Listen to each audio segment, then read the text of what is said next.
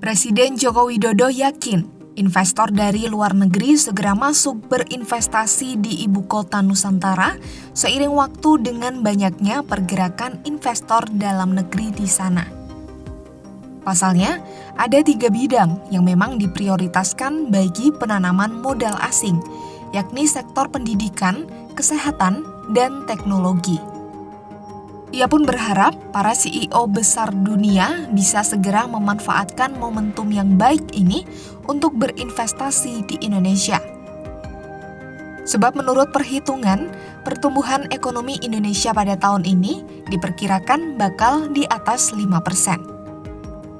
Selain pertumbuhan ekonomi yang baik, yang tidak kalah penting adalah stabilitas politik di Indonesia yang menurut Jokowi cukup terjaga. Hal itulah yang menurut Jokowi akan membuat iklim investasi stabil sehingga bagus bagi para pelaku usaha.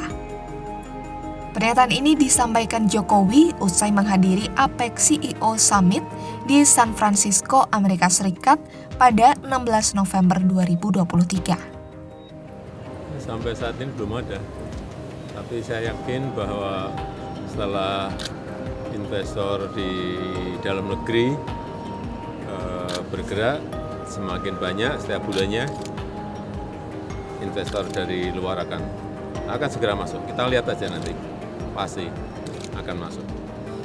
Nah, saya kira kita menyampaikan kondisi ekonomi di Indonesia, pertumbuhannya, saya kira tahun ini akan di atas 5 lebih dikit. Tahun depan juga, insya Allah juga 5, di atas 5 sedikit. Dan juga inflasi yang masih terkendali antara 2-3%. Dan yang paling penting juga stabilitas politiknya juga baik-baik saja, saya kira.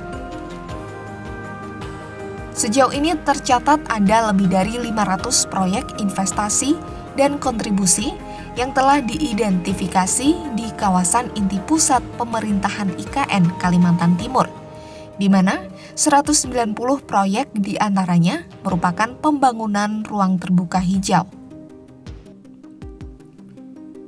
Selanjutnya sebanyak 149 proyek berupa kawasan campuran, 72 proyek fasilitas pendidikan, 31 proyek fasilitas peribadatan, 17 proyek fasilitas kesehatan, 10 proyek fasilitas olahraga, 3 proyek fasilitas rekreasi, budaya, dan seni, serta 2 proyek bina sosial.